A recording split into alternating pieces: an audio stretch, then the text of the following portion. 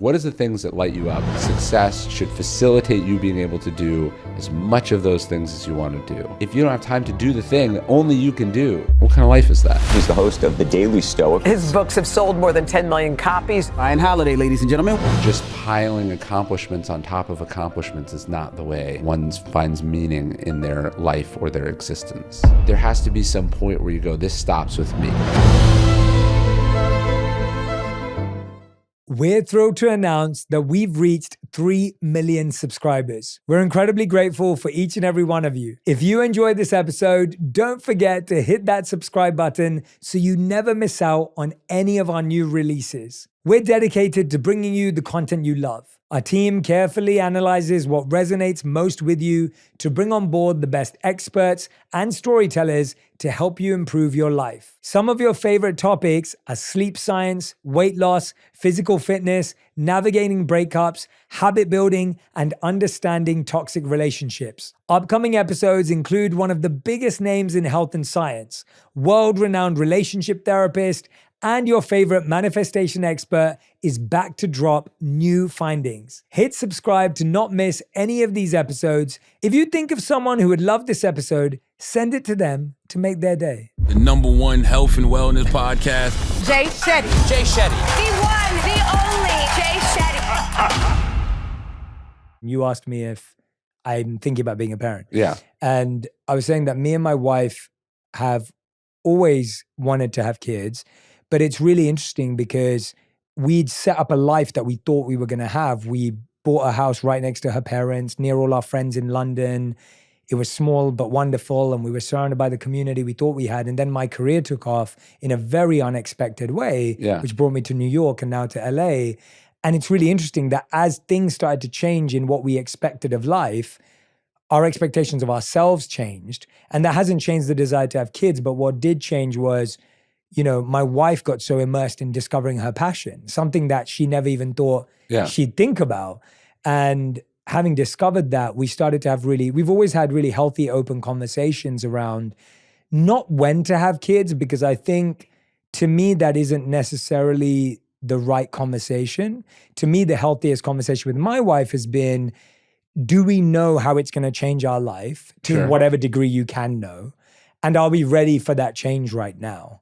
And that's kind of the structure that we've at least placed for our conversations to have a healthy understanding for each other. I think what you said at the beginning, though, is interesting because, so a lot of people talk about having kids, but you said, are we going to be parents? And I think that's an interesting distinction that we don't talk about enough, right? Like having kids is biological or it's legal, right? You adopt or you get a bonus kid from a marriage. Like there is having kids, like people who live in your house, and then there is the decision to be a parent. And unfortunately, there are a lot more people who have kids than there are people who are parents, people who decide to make this a central part of what they do, right? Having kids is doing the legal bare minimum, what you have to do to keep child protective services away from your house. And then there is the decision to say, I'm going to change my life around this thing. This is going to be the main or one of the main things that I do. And I'm going to try to be really good at it, right? Like most people spend a lot of time trying to get great at their careers.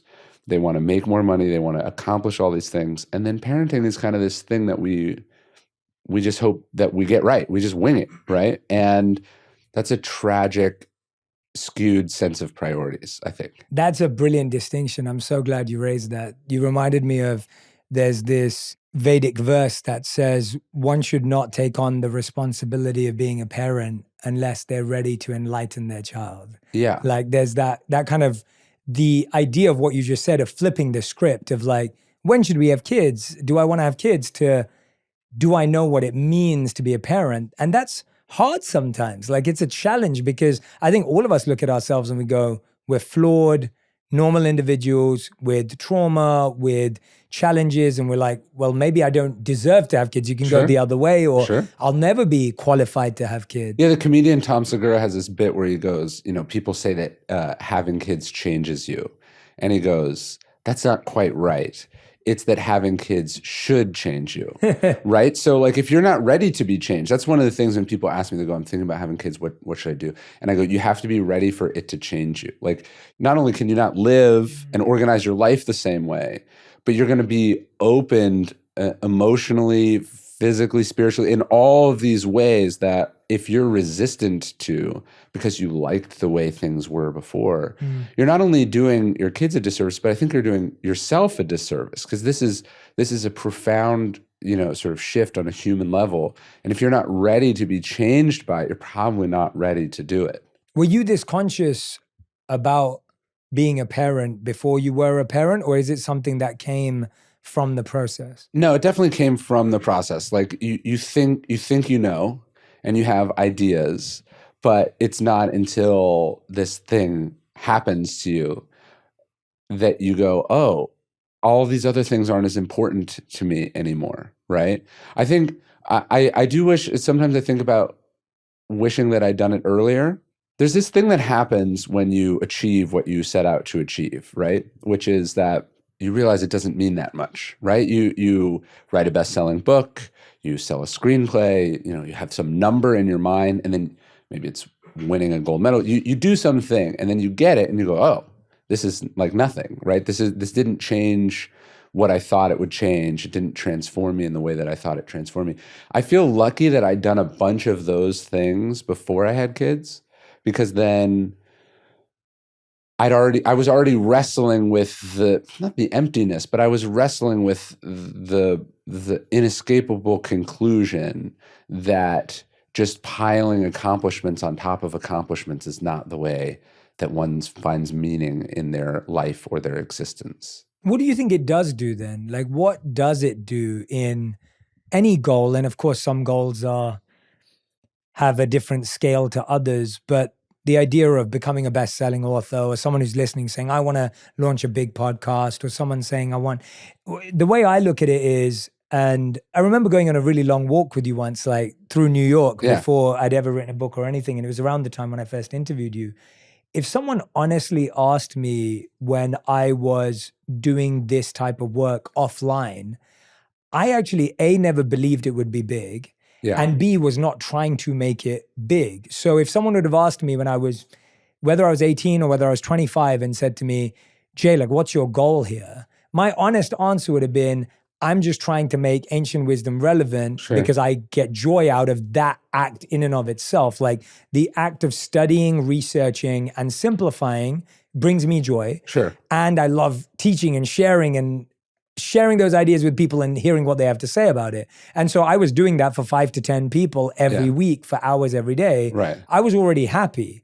Now, my life changed when scale became possible, when a video by mistake went viral. Like, it wasn't that I thought it would go viral or whatever. And then life has changed. But so partly my answer to that question, or my reflection to the question I'm asking you, is I don't think you should ever start something wanting it to be big in the first place.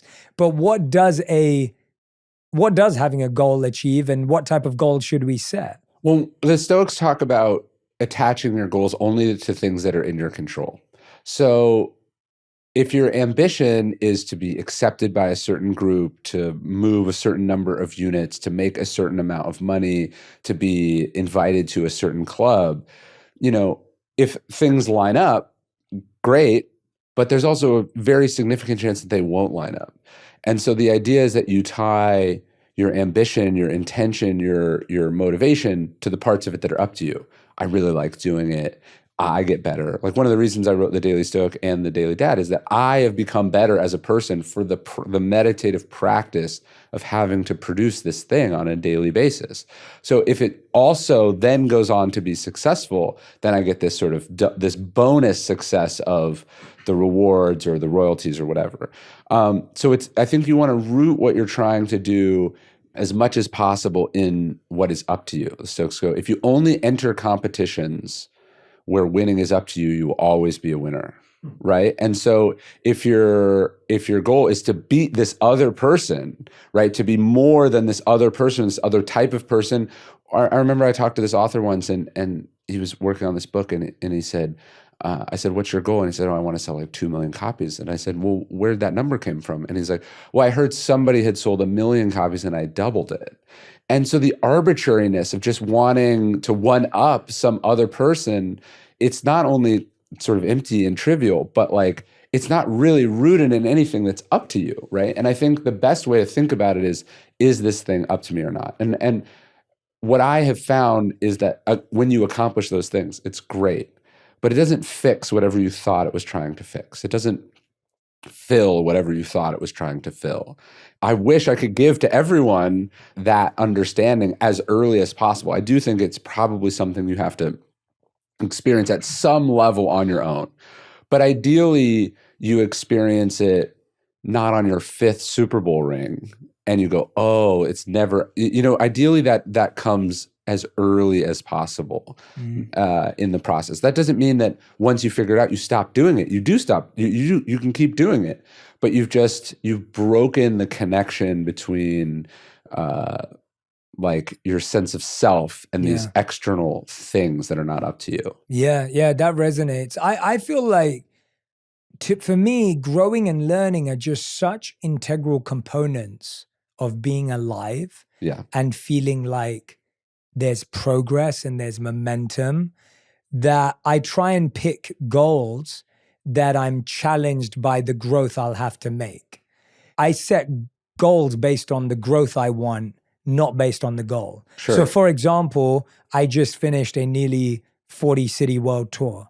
It wasn't that I wanted to go on a world tour to go on a world tour. It was like I wanted the feeling of, have I built up my health and resilience? Yeah. Can I go on stage every night and deliver? What does it feel like to pour love into the people who support my work?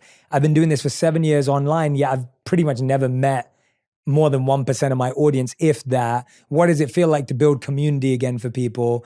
And that's the stuff that gets you through it when it's tough. Yeah. Because the title or the whatever the external reward would be doesn't motivate you. When I fell sick in one city and I had to cancel a show that night, and the next day I had to wake up, get on a flight and do 2 shows back to back that day. And the only thing that gets you through is, I want to do this for my community. This means something to me. Like there's this amazing thing that I always think about because it blows my mind.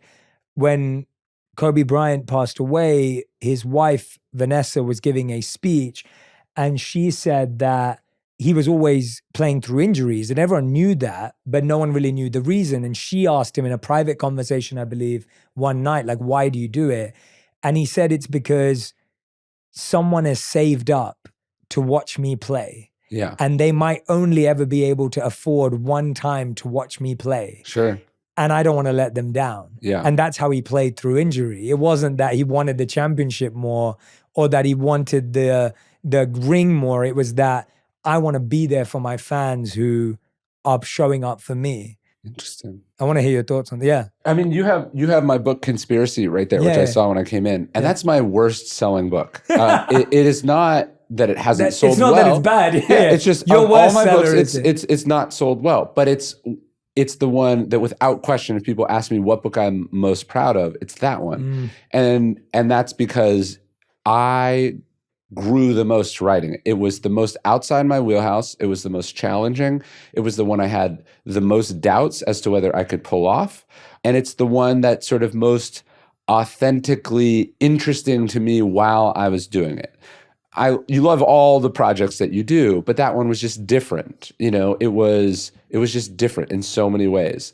If you can find a way, when the Stoics are saying, if you only enter things where winning is up to you, you always win. What they're saying is that if it's intrinsically interesting and compelling and challenging to you, you're doing it because you like the puzzle of it, then you've already won, and then everything else is extra. And, for basketball, if you like playing basketball, and there's a reason it's called playing, right? If you like the thing, then all the other stuff is extra. But if for you, winning is what gets you up out of bed, well, then what happens if you're drafted by a team that's not any good? Or what if you are crippled with injuries, or any number of things, right? Winning is not up to you. Enjoying the day-to-dayness of it, the lacing up of the sneakers, the squeaking of the shoes on the floor, the bouncing of the ball, like the warm-ups, if you love all of that, then everything else is extra. And you got to figure out how to love like the purity of the thing itself, and find something in it that is fulfilling and wonderful just to you before it's ever out. that's the purest place. And I've had to do work on that. I've said this before, but like probably with my first book, I was probably like 90% interested in how it did and 10% like proud of what I'd done. And I'd like to think I've gotten that flipped. I mean, if you don't care about it at all, like you're not going to keep doing them. And you have partners and, you have employees, you have all these things that are dependent on it doing well. But ideally, most of the success is off the table just from having done it. Yeah. Because what if it comes out on the day of a terrorist attack or a natural disaster or a printer shortage? Like there's so many things that could happen that could get between you and the thing that you wanted. But if you enjoyed doing it, then you've picked all the fruit that's up to you to pick. Yeah, absolutely. You reminded me of a statement by George Bernard Shaw where he said, we don't stop playing because we get old. We get old because we stop playing. Yeah. And it's that idea of just, you're so right. Like I feel out of touch with myself when I'm not reading and learning and reflecting. Yeah. Like that's when I feel misaligned. If my life gets too far away from finding new ideas, experimenting with them, discovering them, trying to understand them and wrap my head around them, if I'm not filling my brain up with not just ideas theoretically, but even physically trying something new, experimenting with something I've never done before, I find that's when I'm misaligned with who I am. Well, yeah, look, success in your chosen field cannot be not having time to do what you like to do in said field, right? Like if I don't have time to read, if I don't have time to write, if I'm not on my routine, on my schedule, what kind of success is that? I've mortgaged myself for a bunch of things that I don't want to do. Those things might be lucrative. Those things might be fun. Those things might be rewarding in their own ways. But the main thing is like, what got you into this, right? And if you don't have the time to do that, what kind of success is that, right? It can be very easy to just say yes to all the things that are coming in. And then you wake up and you go, it has been weeks since I did X, Y, or Z, like the things that light me up. Like, what is the things that light you up? And success should facilitate you being able to do as much of those things as you want to do. Are there always going to be administrative things and obligations and business? Of course. But if you don't have time to do the thing that only you can do, like what kind of life is that? Yeah. And I know we both feel grateful and have charted our own, in some ways, similar paths from moving from a corporate career to doing what we love today. And I know we both feel very grateful to be able to do that. But I want to go back to when you were there. And even when I was there, I think about what really worked for me was, so I was at Accenture, for anyone who doesn't know, I was at Accenture after I left the monastery because I needed to find a way to pay the bills and just reconnect with the real world and figure out how I fit in again. And the corporate world was what I would have naturally done before. So it was where I ended up. And I didn't enjoy being a consultant. Like that is not who I am in any way. But at that time, I didn't know what was possible, but I knew that I could demonstrate my own skills at work. So I started to plan these idea days at work because that was something that work wanted, where I would get to bring in speakers to help people be more curious and excited. And I remember we had Salim Ismail, who wrote Exponential Organizations, come in one day, and my mind was blown because I was like, I'm getting to hang out with this guy. And there was another person who was a writer and a speaker. And so I was always trying to find ways at work to kind of dovetail my career to get me into the things I was interested by. And that worked for me as a way of satisfying me at work, even though the actual job day to day wasn't. How were you doing that? I know you enjoyed marketing and always have, but what would you say to someone who's sitting here going, yeah, you guys are lucky, you get to do what you love every day. Obviously, you just have to get the percentages right, but I'm stuck in a job that I hate. Well, it's funny. We did have very similar paths. I remember, so I don't believe in this idea that you have to like quit your job, blow up your life to pursue some sort of thing. I wrote 3 books while I was a full-time employee at a large fashion brand. And if you are good at what you do, you can get leverage at that company to pursue these other things. But I remember this would have been like the summer of 2014. So I'd written a couple books, and I'd gone back to American Apparel where I was sort of consulting in the turnaround of the company. I was getting this huge consulting fee. I was making great money. And I remember I was running in the morning, and I got this like alert on my phone that I had a meeting, like I had a staff meeting. And something hit me. It hit me. It was like, how many people would kill to write books for a living, which is what I wanted to do more than anything.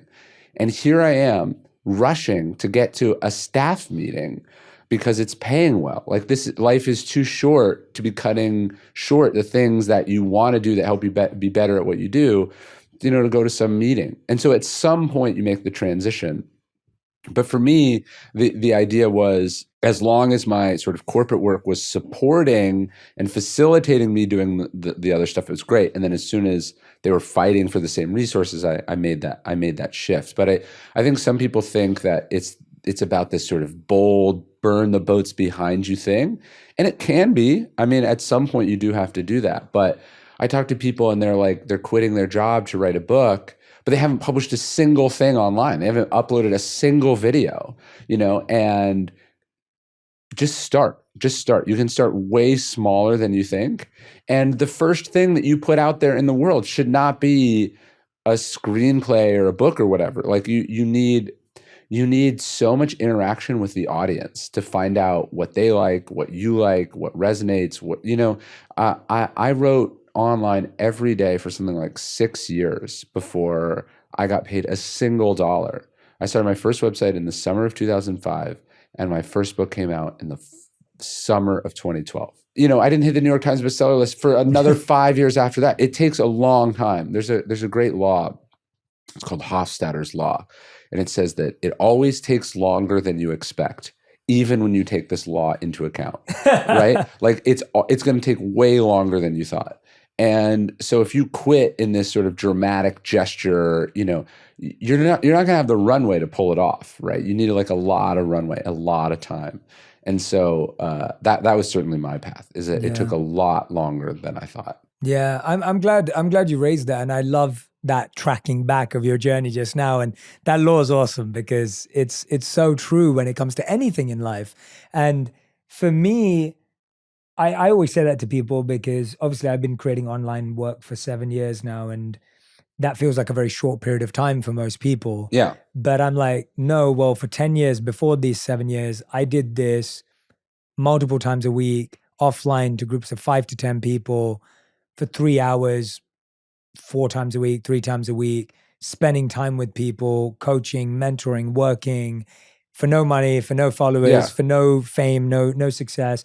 And then on top of that, did 7 years of public speaking training before that, which my parents forced me to go to after the event that I told you about in the beginning, from age 11 to age 18. So my public speaking communication journey started at 11. I'm 35 today. That's 24 years of repetition. Yeah, you need a lot of reps. You need way more reps than you think that you do. And the amazing thing about what social media and the internet does is that you can reach millions of people with your work. The nefarious thing about it is we hear about someone who uploads their first thing and blows up, and we think that that's how it goes, right?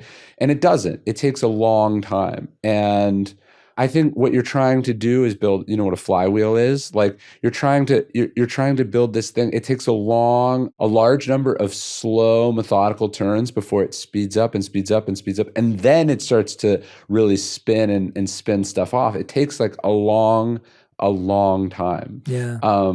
When The Obstacle Is the Way came out, it probably sold 3,000 copies its first week.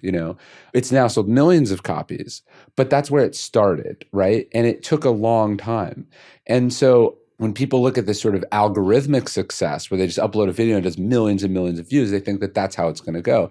And really, it's about sort of methodically building this audience person by person, and also building your competence like rep by rep, moment by moment. So then when you suddenly do get the audience, you're actually ready for it. Like, if I had gotten the audience that I thought I wanted or deserved when I wanted it, it would have been preposterous. Yeah. I remember I was actually just thinking about this because I was just doing the marketing for Daily Dad, and I was in New York, and I did the Daily Show, and I did CBS Sunday Morning, and I did a bunch of shows.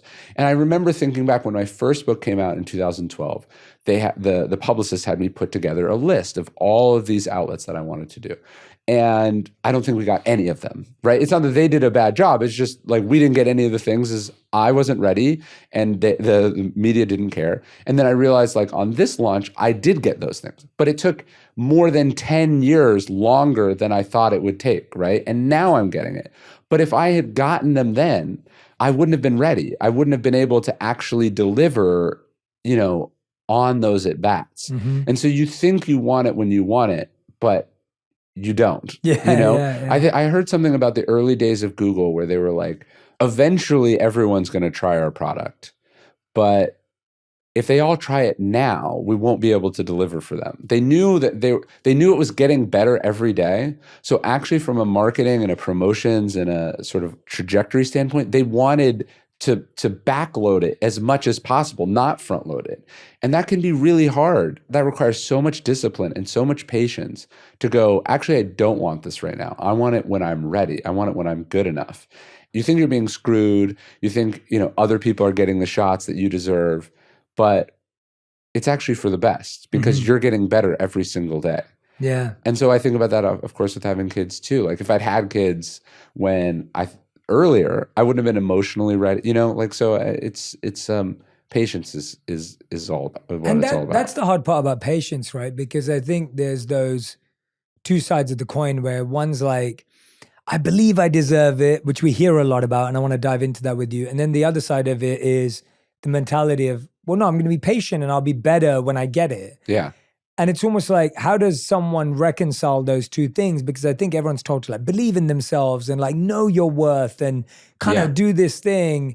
And I'm more along the lines of you because so many things for me happened far more organically than by belief. And they happened far more by action than they did by thinking something.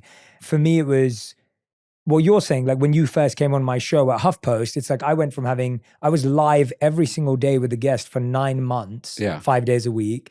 And then I did the NASDAQ thing where I was live when I was connected to great authors like yourself and other people that I could have on. So before I launched my podcast in 2019, I'd done at least like 2 years of being live every day. And no one, like that show wasn't big or it was good. It was good, definitely, but it wasn't what the podcast is today. And it was just like, but I got 2 years of reps of doing interviews.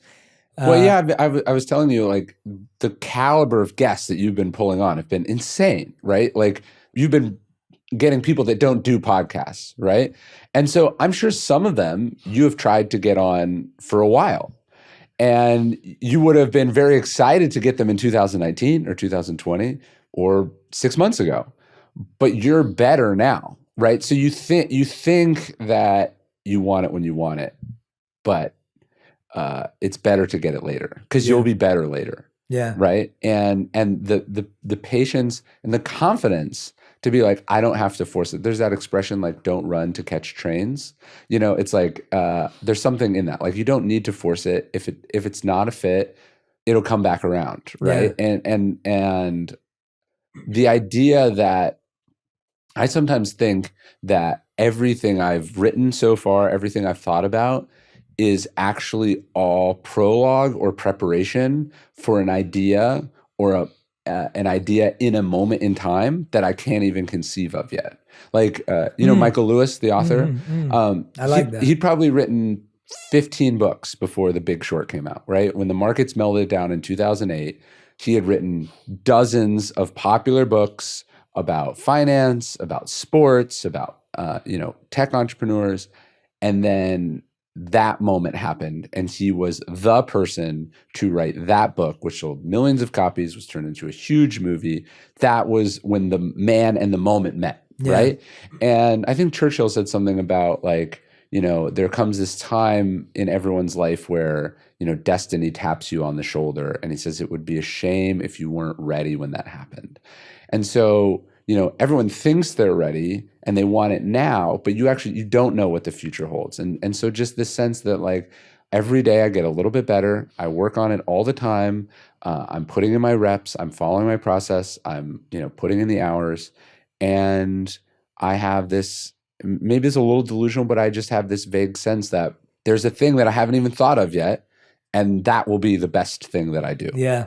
And that kind of keeps me going. What a beautiful way to live. That's spectacular. And at one point I remember sitting with someone and he wasn't trying to teach me. He wasn't a mentor. I was sitting with him at a wedding and he was just telling stories of his life. And he'd had quite a fascinating life because of something that his dad did. And he used to just as a kid be following the Daily Dad, like following his dad around. Yeah. And he was taking on crazy adventures and experiences as a little kid just because his dad had a crazy job. Sure. I used to listen to him and be like, wow, like this guy just has so many stories. They're not achievements. They're not like I got an award or Sure. it wasn't like, oh, and then I became invited. It was just he had a great set of stories he was sharing. And I realized that at one point, collecting experiences, collecting skills, collecting abilities, qualities was so much more of a better pursuit. And I look at that, what you just said for me today, it's like, I chose to be a monk without knowing what it was. Before that, I went to public speaking school because my parents forced me to go, not knowing that. I never said, oh, I really want to be a public speaker at 11 years old. And then I went into the world of Accenture and learned about business and strategy, which was very, very useful. And like today I put all those three things together and my career is based off all three of those experiences, but I could never have known that. And it goes back to that famous Steve Jobs statement of you can always connect the dots. You can't connect the dots moving forward, you only can looking backward. Yes. And so when you're living, it's almost like collect experiences and skills and abilities and relationships.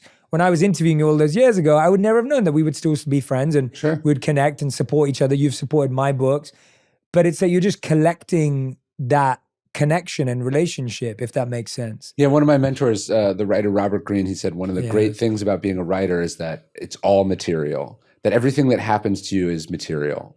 And so if you just go through your life going, hey, I don't know why I got dumped here. I don't know why my house flooded. I don't know why any of this stuff happened to me, but I'm going to choose to see it as something that's happening for me as an artist, a leader, a parent, a spouse, that this is teaching me something, right? When we say that the obstacle is the way, it's not that, hey, this thing happened and now as a result, your business is 10x better off, right? Like it sometimes just shit happens, bad shit happens, but you learned from it, or it forced you to grow in some way. Just the sheer hanging onness of it made you stronger and better, right? It's not that, hey, there's this magical, opportunity in this, that there's this just slightly secret silver lining and then everything's awesome. No, it's much deeper than that. Yeah. It's that the stuff that happens is shaping you and forming you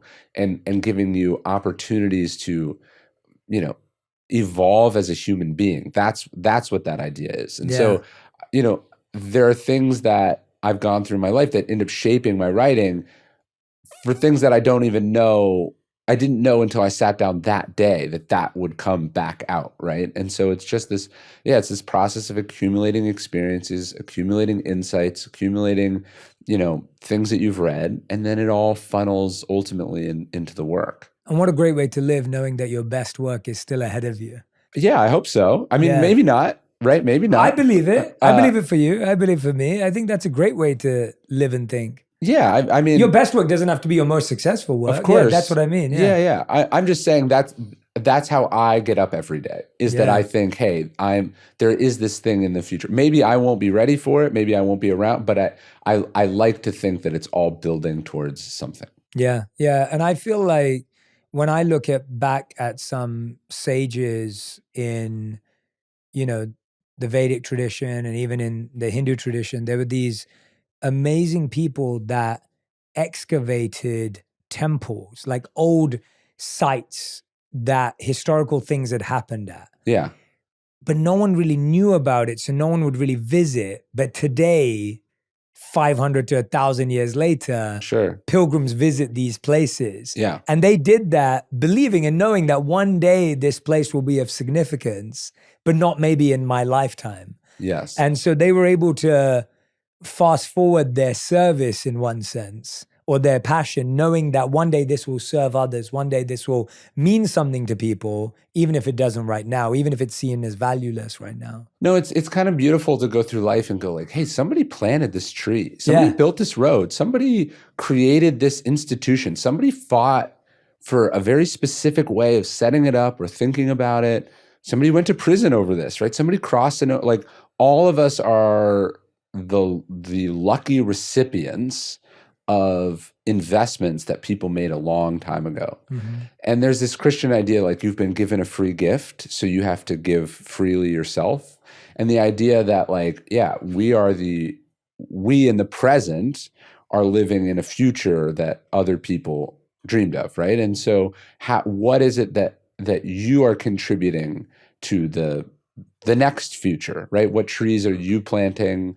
What difference are you making? What work are you creating? And again, like, yeah, you're writing this book and you hope it sells now, but maybe it sells 500 years from now. Maybe it's rediscovered then. Like we consume works of art that were totally obscure or unappreciated in their own time that we came back around to. And so the idea of owing the future something, I think, is a really beautiful idea. There's that quote like, the world is great when old men plant trees in whose shade they'll never know. And what about you, right? Like what have you planted? What are you contributing? What are you giving away is a way to measure your own life. Yeah. One of the chapters that stuck out from your book that I loved is called, I wanted to pick it up. Oh yeah, Raise a Reader. Yeah. And it stuck with me because I was a kid who never liked reading until 14, and now I consider myself a voracious reader. It's my favorite way of learning. And I realized it was because school always gave us fiction books. And so we'd get storybooks, and a big one we'd get a lot of was Goosebumps. Yeah. And then you'd read Roald Dahl, and you'd read, these incredible authors, but fiction just never resonated with me. And I remember it took my dad giving me like a biography or an autobiography that triggered it. And I remembered my first ever books that I got really into were David Beckham's autobiography, Dwayne "The Rock" Johnson when he was a wrestler's autobiography, and then the biography of like Martin Luther King and Malcolm X. And so it was really interesting to me how my parents wanted to raise a reader, but it took them a long time to understand what that meant. How are you raising readers, and what does that mean to you, and why is that important? It is strange. I think one of the things that gets in the way of people falling in love with books is that there's kind of a snootiness in it. And there's this sense that there's literature and then there's all these other books. It's weird that we tell high schoolers that they should read these like sort of artistic novels and that this is what literature is. And then they go, well, I didn't like The Great Gatsby, which is an incredible book, or I didn't like Grapes of Wrath, so I'm not a reader. Meanwhile, there's all these books about what it's like to be a teenager. There's books, there's memoirs from athletes there's all these awesome things that would actually reach them and speak to them that could sort of inculcate that identity of being a reader.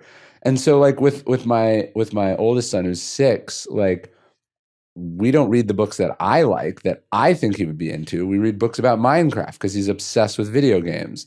And like, to me, this is like barely a book, but but to him, it's a way to learn more about this thing that he's interested in, which is what reading is.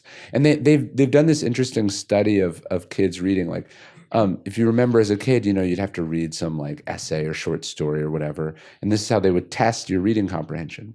Well, they found that if they gave kids, say, a paragraph about baseball, they would read it much better than if they gave them some weird story about like some girl with a cookie or something, right? And what they were finding is that when the kids knew what they were reading about or interested in it, it would resonate with them more. I just don't like the idea that we exclude people from this amazing, wonderful thing that is reading. You see this even in publishing where like physical books are considered higher than audiobooks and ebooks. And I personally don't read audiobooks and I don't like reading ebooks. I'm a physical book person. But all I want is for people to read. right? Like I want them to consume it in whatever medium they want to consume things in. Yes. And so just meeting people where they are, to me, is the main way that you raise readers. And it's we just get in our own way on these things. Like I've read so many books even since I've gotten older, like about where I grew up. And I'm like, why didn't anyone tell me that? Like Joan Didion is from the same town that I grew up in. And nobody told me that, right? I had to read these other novels that didn't resonate with me. But if this lady was from where I'm from, that would have resonated with me at such a deeper level, right? Yeah. And I try to think about, what does the person want to learn? What do they have a problem with? How do we find a book that solves that problem? Because that's when the light bulb flips. When a book solves a problem for you, or there's an ROI to it, right? That's what lights you up. And then maybe you'll go read something that's purely artistic and doesn't have any of that. But you really got to find where the book does something for someone. I'm so glad you brought that up, because I think a lot of people ask me like, Jay, what should I read? Like, and my number one question to them is, what are you struggling with? Yeah. Like, that's the question I love to ask back. And I say, I can recommend a lot of books, but what are you struggling with? And I find that that's often where someone gets stumped, where that's not necessarily how they've been trained to look for reading. We've been trained to look for in terms of entertainment, which is great, and I have nothing against that. Or we've been trained to be like, oh, it's the smart thing to do. Or that's what, like you're saying, this elitist mindset of, if you're reading, then you're thoughtful, which I don't subscribe to at all. Yeah. And so then you actually lose it. Like for me, we were growing as a team. My company was growing over the last couple of years. So literally all I've read is hiring books, culture books, leadership books. That's all I've been reading. Yeah. And it has been the best investment, and it has solved so many problems, and it has solved so many challenges or mindsets I didn't have. And I think that's I just want to highlight that point, because I feel the same way, that if you're struggling to know what to read, look at what your challenge is, look at what your struggle is, look at what problem you're trying to solve, and you'll naturally be more inclined and immersed. It's important to realize that pretty much anything you're going through, someone has gone through before and written a book about. Maybe they succeeded and they wrote a book about their successes, or they failed and they wrote a book about their failures, right? There are almost no new human problems. People have been doing whatever it is that we're doing for thousands of years. And to not avail yourself of that knowledge is insane. Yeah. General Mattis was a 4-star general in the Marines. He was Secretary of Defense. Sort of this, he's known as this kind of warrior monk, because he's not just this war fighter, but he's also this deeply thoughtful sort of student of his craft. And he points this out to like young soldiers. He says, like, hey, people have been fighting on battlefields for as long as humans have existed. And the earliest literature is about this, right? You know, whether we're talking about Homer or Gilgamesh, you know, the idea that you would not avail yourself of the lessons they've learned, he's like, is insane. You know, he's like, the mistakes you're making cost people things. And so to make a mistake by trial and error that someone else has already gone through is reckless and irresponsible. And he has this great quote I think about all the time. He says, if you haven't read hundreds of books about like what it is that you do, he said, you're functionally illiterate, right? Illiterate not in the sense that you can't read, but illiterate in the sense that you haven't read. And it's the same thing, right? If you haven't read it, you don't know about it. And the fact that you could is irrelevant. What matters is, have you read about this? And so just realizing that whether it's parenting or starting a business or being successful or creating social change, like people have been through this a long time and they have really thoughtful things to say about it.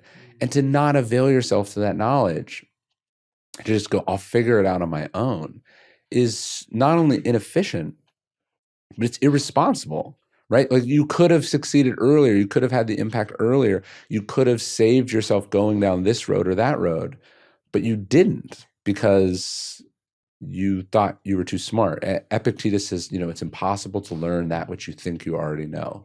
And so part of reading is also the idea of humility, the idea of like, I don't know about this. I want to know about this. Somebody knows more about me, more about this than me. That's the mindset of a reader that you want to cultivate. And we think about this with our kids. Like they'll ask us questions and we'll like kind of know the answer.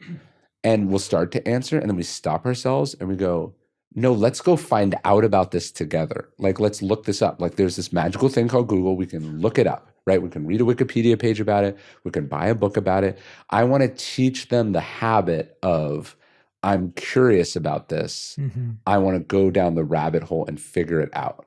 Just guessing or, half-assing it is not the mindset that makes you. You want to be the person that figures stuff out and is good at it, has the tools and the determination to figure stuff out. That's what you want your kids to have. Yeah. And are your kids at school now? Yes. Yeah. So how are you? And they're going to a regular national curriculum. Like they're learning the curriculum that they teach in the US. Yeah. So like with that kind of like, how are you?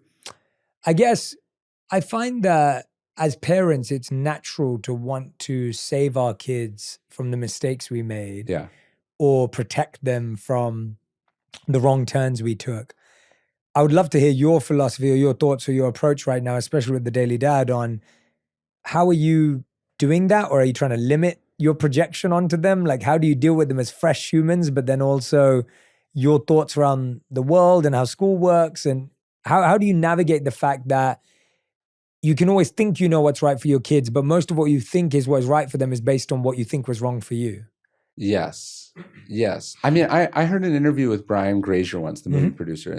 And he's been on the pod. He's dyslexic, right? And that dyslexia shaped him and formed him into being this brilliant, creative, sort of producer and cultivator of talent.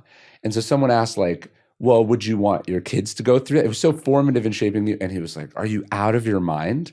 So there is this sense that the struggles we went through, if we can spare our kids them, that's great. And then at the same time, we also understand that if you spare your kids all trouble and all difficulty, they become very fragile. And so it's this kind of tension between, I sort of say, like, you want your kids' life to be good, but not easy. Right? Like, so where you can prevent needless suffering or struggle or pain, you want to.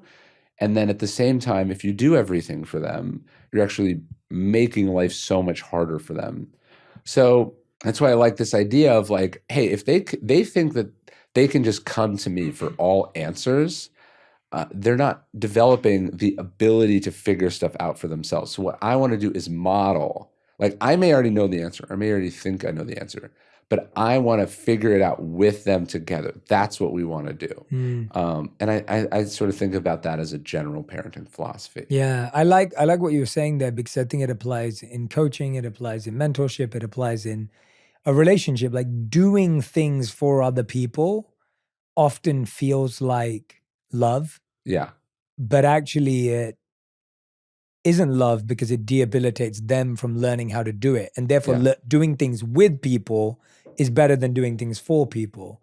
I.e., if you were to be like, I don't know how far the moon is from planet Earth, and you went and checked it on your phone and then just told your kid the answer, is different to saying, hey, let's both sit down on Google and let's look at the moon, and then look at Jupiter and Saturn, and let's look at the entire, solar system. And Totally. right, that's what I'm, Totally. Yeah. You want to show them how to figure it out for themselves. You want to equip them with the tools to do it, because you're not always going to be there to do it for them. Yeah. Like there's helicopter parenting. People know about that.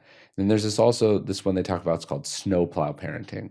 And snowplow parenting is going ahead of your kid and clearing all obstacles and difficulties out of their path, which again feels like a form of love.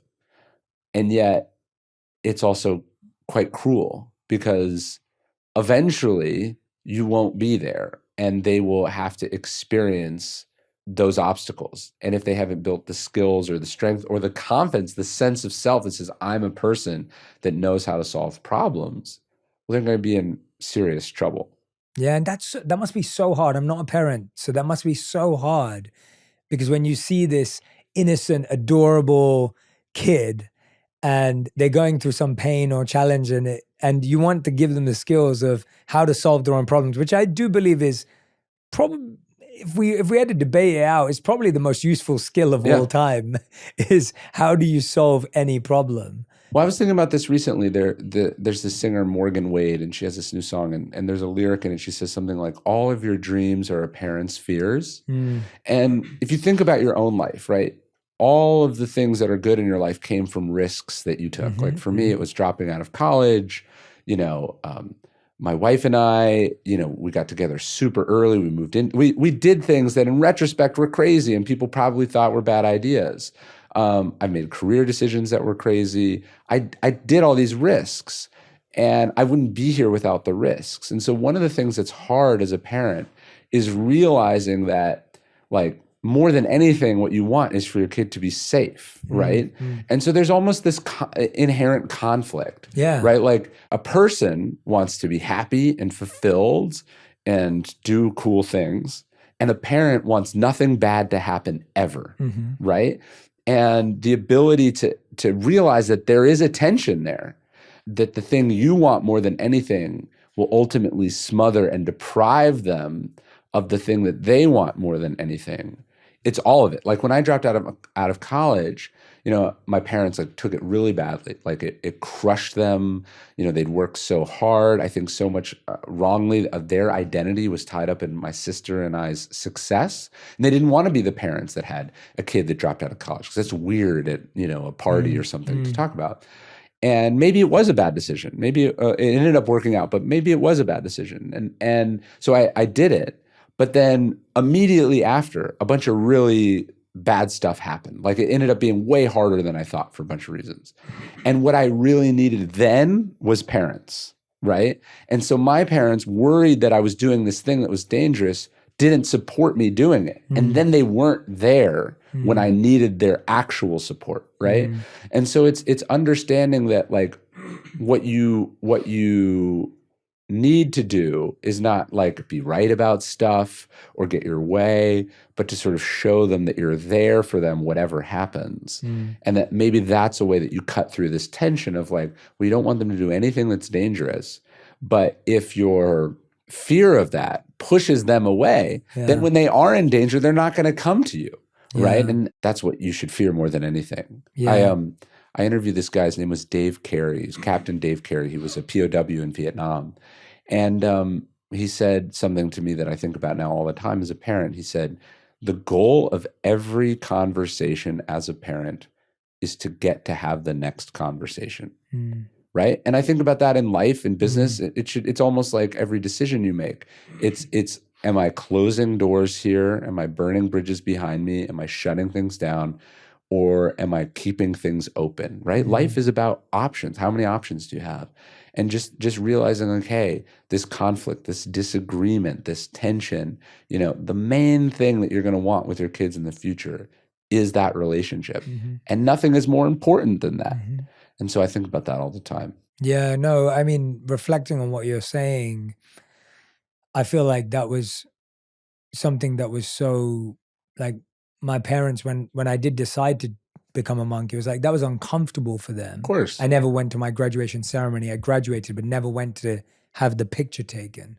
And that was a big thing because everyone's house we'd go to, they've had pictures of their kids, with their little scroll and the hat and all the rest of it. But it was the same. They didn't support it and they didn't block me. Yeah. And then when I failed at it, or when it all ended, they were there to catch me. I moved back in with them. Yeah. And those two statements you put, two of the chapters in the book are always be a fan and love unconditionally.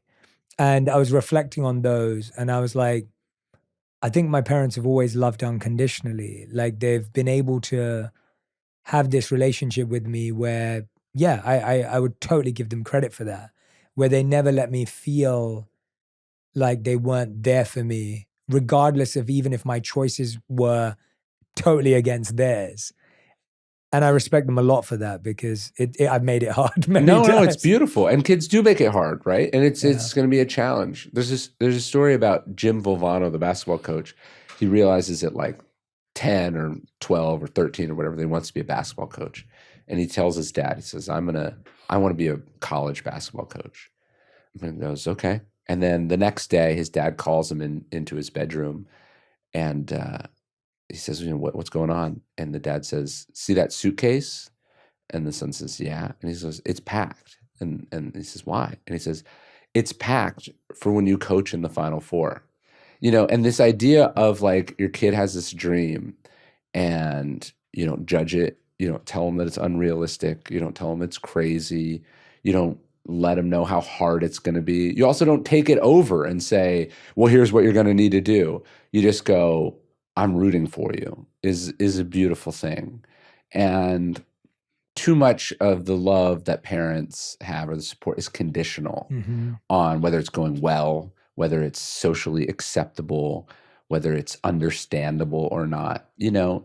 I think a lot of parents want their kids to be doctors and lawyers because they know what doctors and lawyers are, right? And social media manager sounds made up, right? Even if one pays better than the other, even if one is what lights the kid up and they hate the other thing more than they just want this desire to understand gets in the way of just support, which is really what it comes down to, this sense that, hey, these people believe in me. Yeah. These people really believe in me. Yeah. And I feel like with my parents, I probably had more of a neutral relationship where I wouldn't say they were believing in me or rooting for me, Sure. but they weren't putting it down. Yes. And so it was more a bit like, Let's start there. Yeah. You make your decisions and Yeah. whatever. Like, it's not like we believe in you and it's going to be great. And it's not like we're trying to hold you back. I think a lot of us today, though, and I think the difference for me was I had such conviction, and I always have when I've made my choices, and it sounds like you did too, obviously, in the way you described it, where I didn't really care what anyone thought, and I still kind of am that way. Like, I'm like, whatever, I'm going to do what I want anyway. And I think a lot of people like want their parents to like root for them. And I hear this a lot where they're like, people say to me like, Jay, like my parents don't believe in me and like no one's like encouraging me and no one's supporting me. What do I do in that situation? And so it's interesting because we also have that inbuilt desire for our parents to root for us, but as in your case and as in many others, and even in mine in a different way, your parents aren't going to be your biggest cheerleaders all the time. And most of us didn't have that experience. So while you're trying to be a dad who is unconditional and a fan, you didn't get that. And majority of people in the world didn't get that. So how... No, it can screw you up. I remember I was in business with someone and he was doing something kind of crazy. I forget what it was, but someone brought up, I was like, why is he like this? And he goes, if you just translate everything he's saying into daddy, look at me, it all makes sense. And you realize this person didn't get kind of approval or attention from their parents. And it drove them to be successful in business, but it also made them a liability in business because they weren't dealing with the situation at hand. They were dealing with this sort of unfulfilled, unmet desire to get attention, to be recognized. And that's a really dangerous thing, And I think at the core of it, a good number of men are just motivated by wanting their dad to be proud of them. And the sooner you realize that if your dad wasn't proud of you at the beginning, no amount of success is going to make you feel that later, right? Yeah. I do think there's this great quote from Marcus Aurelius that is a really important piece of parenting advice that I try to think about. He says, things are not asking to be judged by you. And he says, remember, you always have the power of having no opinion. So being a fan, being a supporter, being a cheerleader, that's where you want to get as a parent. But what if you just started by not having an opinion? Like, your kid is your kid, and they're going to do what they want to do, and they're going to be who they are.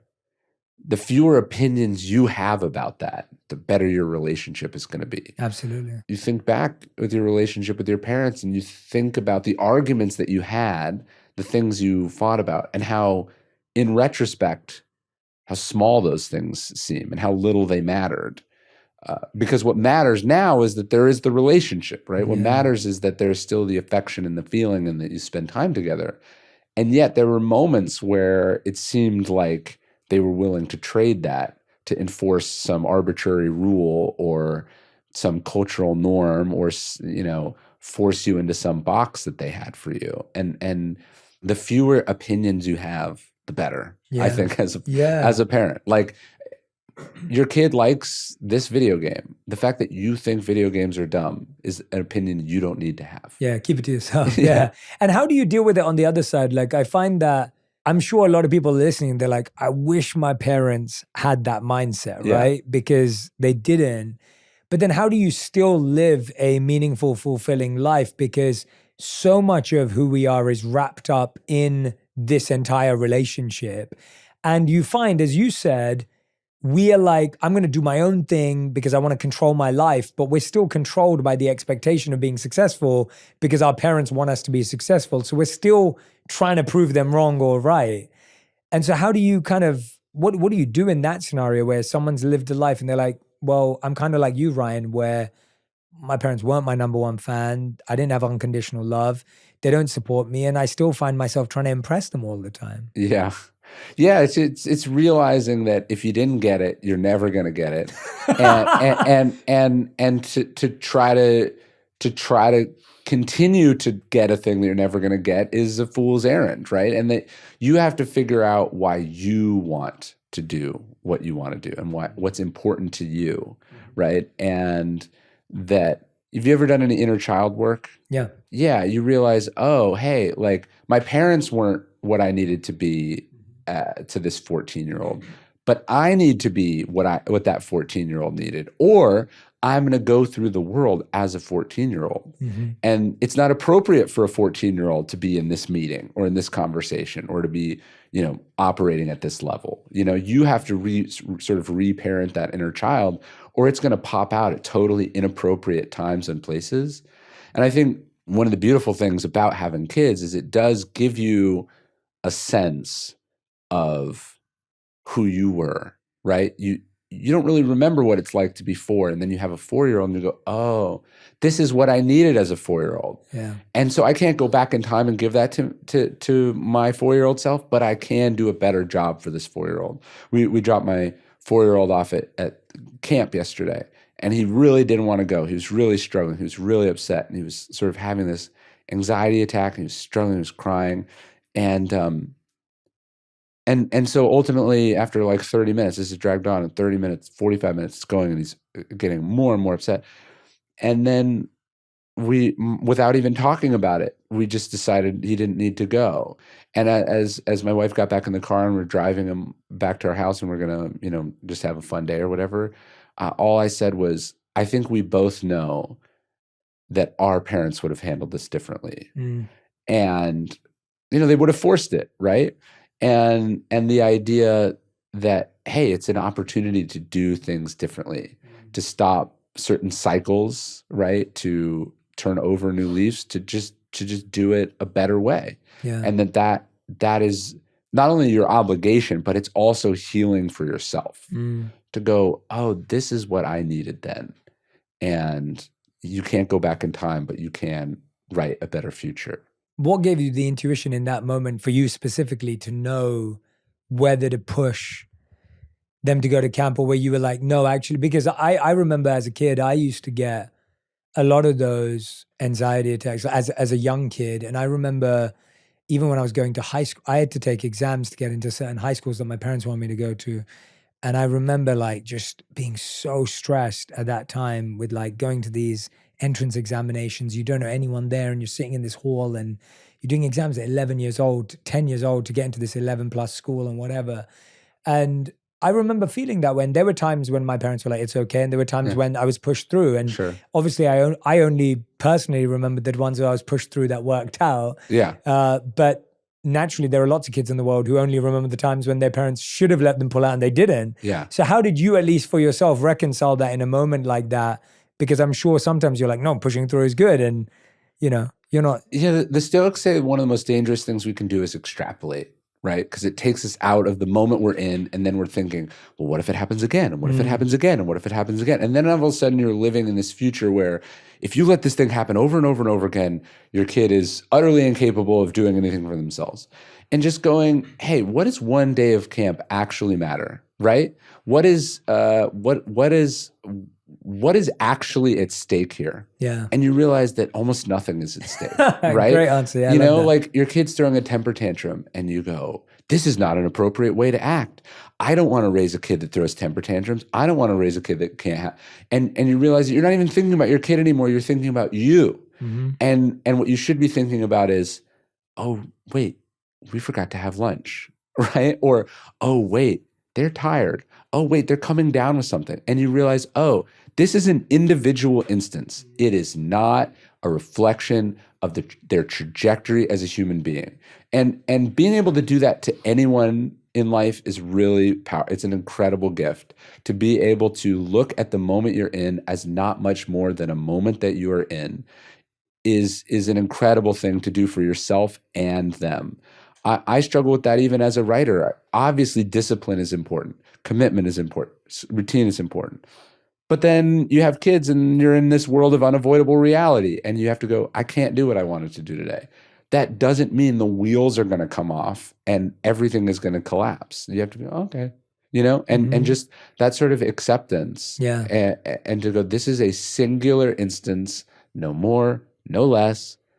I'm just going to do what we need to do. And when I think about things that have gone really haywire with our kids or in my life, it's because I wasn't in that moment. I was in whatever I was extrapolating that moment to mean if it happened over and over and over again. It's a brilliant answer. I love that. That resonates so strongly with me because I think you're so right. We just take one moment to be so predictive of their entire future. Like if I let him quit camp today, then he's going to quit this. And if I let people talk to me this way, then I'm just going to be this person that gets pushed around. And you're like, this is one poorly written email. It doesn't mean anything more than that. And that you can just let it go. Now, obviously, if you're doing that all the time for everything, you can get in trouble too. But just going, this is not that big a deal. I that's a question I try to ask myself all the time. Does this actually matter, or do I just think that it matters? Is what other people think, informing whether I think this matters or not? Do I actually care about this? And then that just turns down the volume, which is really what you need the most. You just need to turn down the volume. Yeah, that's my favorite one. Disconnecting from, if I ever get worked up about something or riled up about something, it's because I've let the opinions of others become a lens through which I'm seeing the significance of something. Well, one of the really screwed up parts about having a kid, and I was just talking to someone who has a 6-week-old. So you get your kid, take them home from the hospital, and then you have to take them to their first pediatrician visit. And then you do this a bunch of times in their first year. And you take them to the pediatrician, and the first thing they do is they weigh them and they measure them, right? And then they give you these numbers. They go, your kid is 80th percentile in height and 40th percentile in weight. And their head size is the 16th percentile. The first thing that happens when you have a kid is they tell you mathematically where your kid measures up against other kids. And it's like this the whole way. They should be walking by this age. They should be reading by this age, riding a bike by this age. And so you have this data. Like if you didn't know how other people were doing, you wouldn't care. But because they told you, then you want to win that game. And the game is the size of your kid's head, which you have no ability to influence whatsoever. I mean, you want to know, hey, your kid is dangerously underweight and maybe malnourished, but it's like, oh, they're 87% in weight and not 94, and all of a sudden you're thinking as a kid, you're thinking back to when you were a kid and you're like, well, I want to get an A, and so anything above 90, and so it starts at the very beginning, this sort of comparison game, and if you knew less, you would be much more relaxed and much more kind to them and yourself. And it's important to remember that you're not raising an average kid; you're raising your kid. You're not raising a kid on a spectrum. You're raising this person that you were given that has a unique set of DNA and a unique set of circumstances that you have some control over and a lot of things you don't have control over. And I think the more you can kind of tune out what other people are doing, like my wife and I were like concerned that this kid we know who was born like the same day as my son, like he's riding a bike and my son can't ride a bike. And we're like, are we screwing up? Are we holding back? Are we bad as parents? And then we were talking to them and they were concerned that their son couldn't swim and ours can swim like a fish. And you just realize, oh yeah, it probably has nothing to do with anyone. It's just one of them is naturally disposed to swimming and the other has some brain that makes biking easy. And if we didn't know that that some kids were doing this and some kids were doing this, we would just be like, well, they'll learn it eventually, right? And so I think, of course, it is important to benchmark and know generally when stuff's supposed to happen. But just so much of this information, it's only there to make you feel inferior or insecure or alarmed. And that's not going to make you a better parent. Absolutely. I mean, I'm so glad you went there because I feel like that's the exact thing that's on everyone's mind. And I think it applies to everything from having kids to getting married to being engaged to moving in to dating to friends to how much money you should have made by what age. Like it just goes across the board. I wonder, I've spoken to a lot of people on the podcast about mum guilt to mothers. Dad guilt's a thing too. And, as someone like you who you said you've had a lot of successes before you became a dad, but at the same time, you're an ambitious, driven individual. I'm sure you know other dads who became dads before and after they've had success. Let's paint the scenario, which I think is a common scenario. Someone's trying to put food on the table. They're trying to take care of their family. They don't get to be there for bedtime every night. They don't get to go to the football game on the weekend. Like they can't show up at all these places because of genuine reasons. How does that person be a present, loving dad, or what does it look like for that scenario?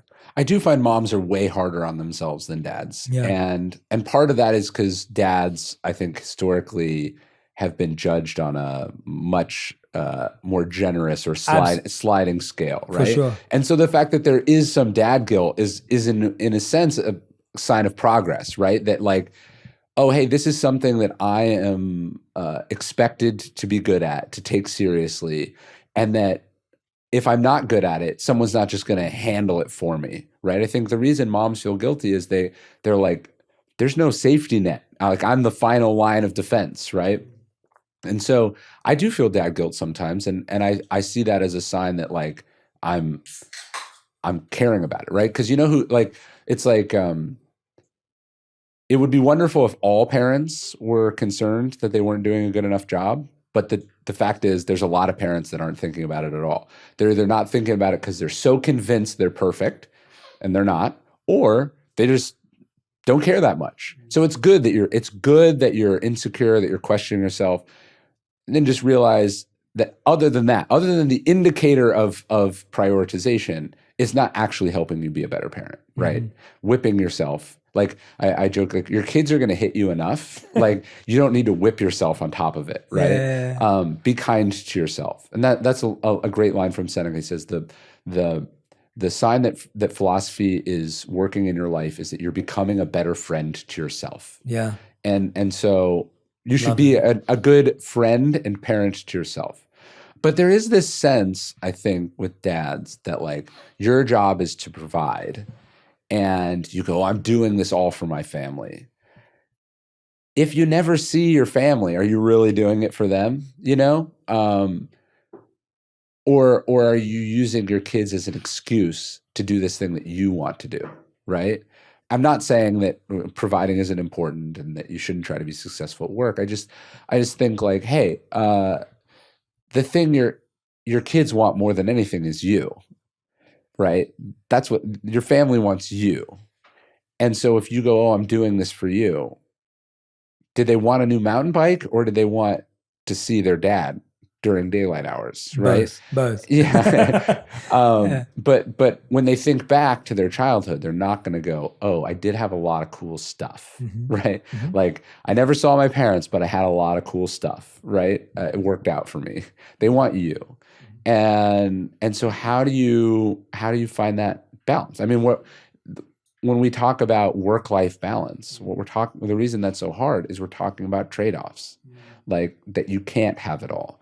And you're going to have to say no to some things.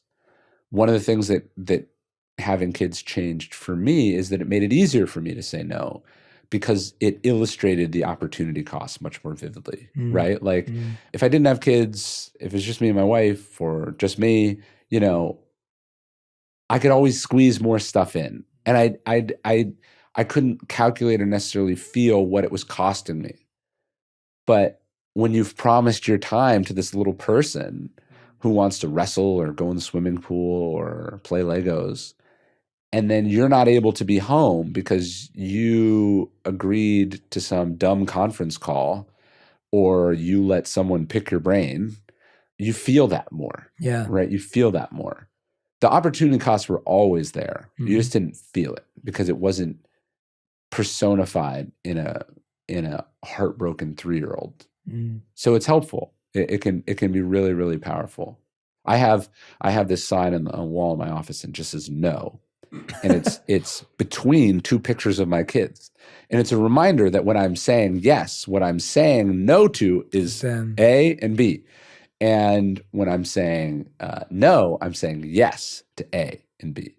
And realizing that your fear of being rude or hurting someone's feelings, well, you better get comfortable with that because you're being rude to someone. You're letting somebody down. You're hurting someone's feelings.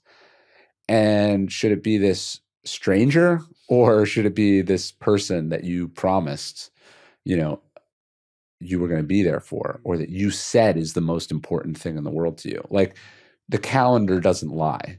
You say family's the most important thing to you, but what does your calendar show?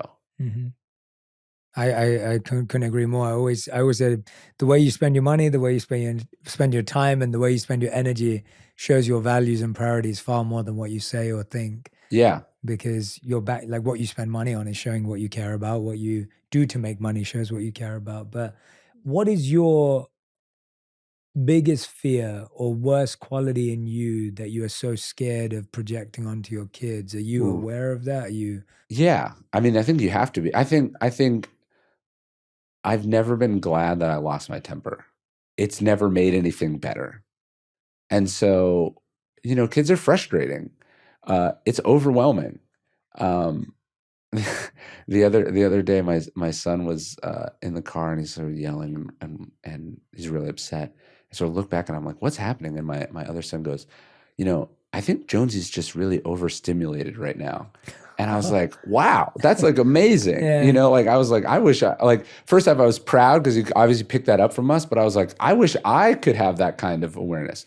Because all I was thinking about is like, what is this noise, right? And he's thinking, well, why is that person making that noise?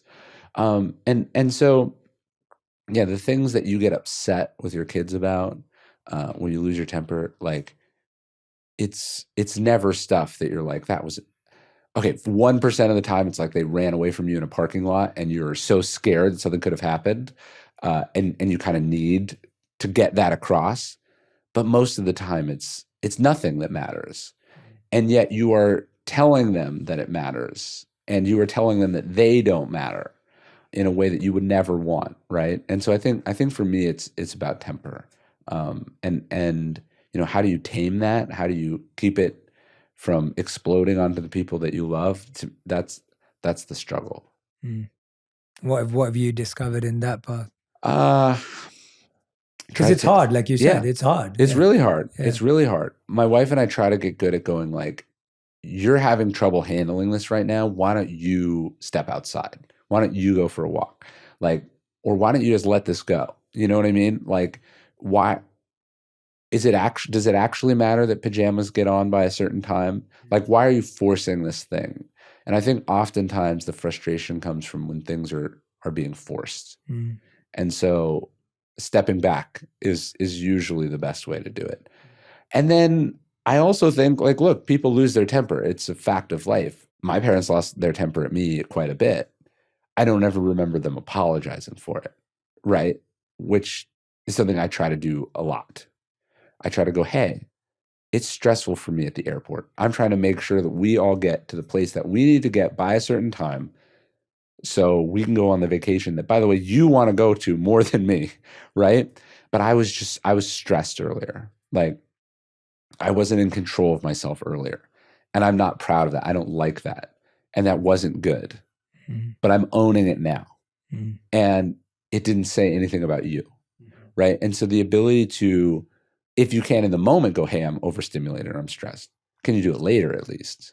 If you can do it later, it's not as good, but it's still an improvement. And then can you take responsibility for your emotions as opposed to dumping those emotions on someone else and then making them filter, sort through them in therapy 20 years later. Ryan, thank you so much for coming back on the show, man. Oh, this is the best, man. It's so great. It's so great. I feel like what I wanted to do today was talk about parenting, but also being a kid of parents who didn't read the Daily Dad and what that feels like as an experience, because you're trying to be a parent without having had parenting training. And one thing you said that is going to stay with me for a long time was, if you don't reparent your 14-year-old self, you're still a 14-year-old. And I Yeah. think a lot of us can resonate with that statement very deeply, that there's an age that we feel we lived our toughest, worst year, and no one took care of that Yeah. child or that teenager or whatever age it was. And that's something we all need to recommit to. Yeah. I mean, one of the struggles of being a parent, you're trying to give stuff that you didn't necessarily get, right? And it's even harder for people who didn't have, a dad or a mom, or, their dad or mom was an alcoholic, or you're trying to give things that you didn't get. But that's the obligation, is to try to do a little bit better, right? To try to give them the things that you felt that you needed or wanted. That's the goal, right? But yeah, you opened this, you said, you're trying to heal. I do. If you leave those things unexplored or unaddressed, you're just passing them along. And there has to be some point where you go, this stops with me, right? Like this is a beautiful Seneca line. He talks about how we can't choose our parents, but we can choose whose children we would like to be. And the idea that like biology doesn't have to be destiny, that it doesn't have to keep going the direction that it always went, that you can do it differently, that you can decide, hey, no, my parenting heroes are these people, that I can borrow from these parents that had different tools than my parents, that had more patience or wisdom or insight or empathy than my parents, and that I can give that to my kids. That's a beautiful thing. The book is called The Daily Dad, 366 Meditations on Parenting, Love, and Raising Great Kids by Ryan Holiday. If you don't already follow Ryan on Instagram, on YouTube, across social media, his podcast, of course, we named all the books earlier.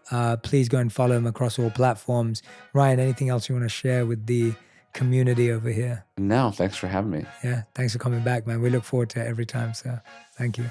If you love this episode, you'll love my interview with Dr. Gabor Mate on understanding your trauma and how to heal emotional wounds to start moving on from the past.